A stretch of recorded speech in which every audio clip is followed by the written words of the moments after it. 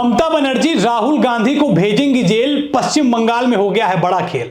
राहुल गांधी ने एक ऐसी गलती कर दी है कि अब वो पश्चिम बंगाल की जनता के निशाने पर आ गए हैं, ममता बनर्जी के निशाने पर आ गए हैं और अब लोग मांग कर रहे हैं कि ममता बनर्जी राहुल गांधी को जेल भेज दे। नमस्कार, स्वीकार करिए, मैं हूं वैभव दीक्षित।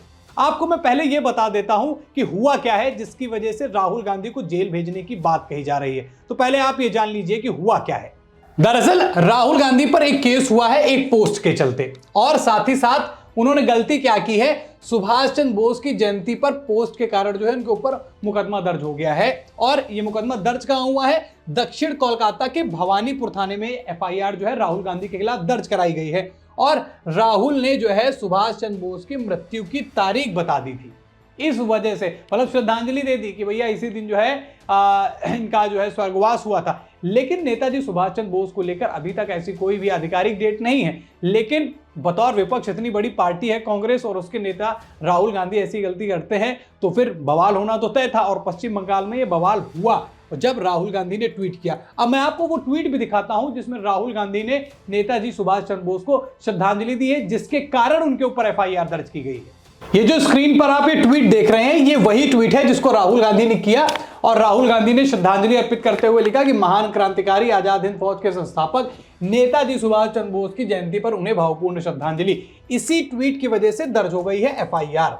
जब ये एफआईआर दर्ज हुई तब और बवाल बढ़ने लगा। अब मैं आपको बताता हूं एफआईआर किसने दर्ज करा दी जिसकी वजह से राहुल गांधी जो है अब पश्चिम बंगाल की जनता के निशाने पर है। सबसे पहले आपको वो मैं बता देता हूं।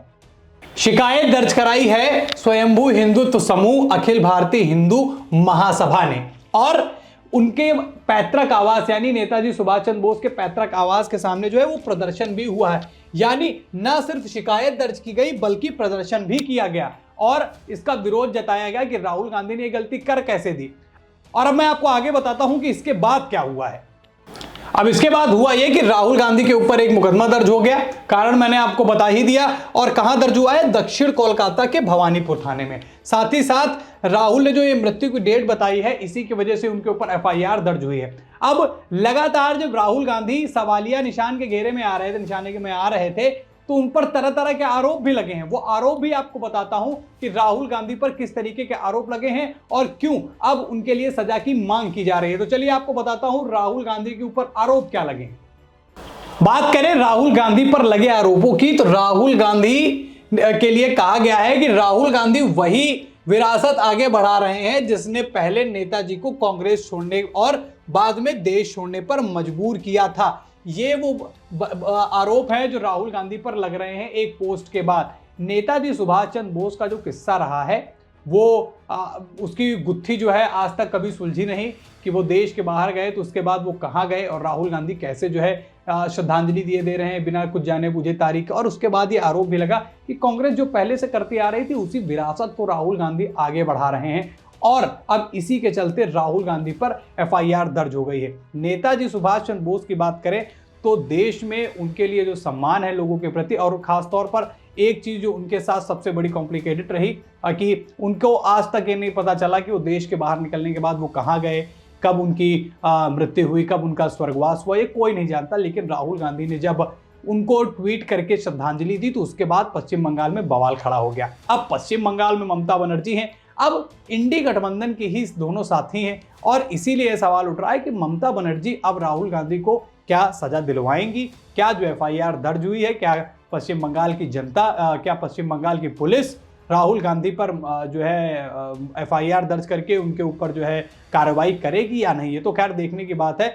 लेकिन राहुल गांधी की ये गलती एक बार उनको फिर से फंसाने वाली कगार पर लेके आई है। और ये कोई पहली दफा नहीं है जब राहुल गांधी के ऊपर इस तरीके की पोस्ट की वजह से या फिर उनके कुछ ऐसे बयानों की वजह से उनके ऊपर मुकदमा दर्ज हुआ हो। पहले भी राहुल गांधी जो है इस चीज के भुक्तभोगी रहे हैं। अब देखने वाली बात यह है, इंटरेस्टिंग फैक्ट बस इसका यही है कि ममता बनर्जी और राहुल गांधी, देखिए इतने समय इंडी गठबंधन में खटपट भी चल रही है और एफआईआर भी दर्ज कर ली गई है। एफआईआर दर्ज होगी तो क्या ममता बनर्जी, पश्चिम बंगाल की सरकार क्या इस पर एक्शन लेगी?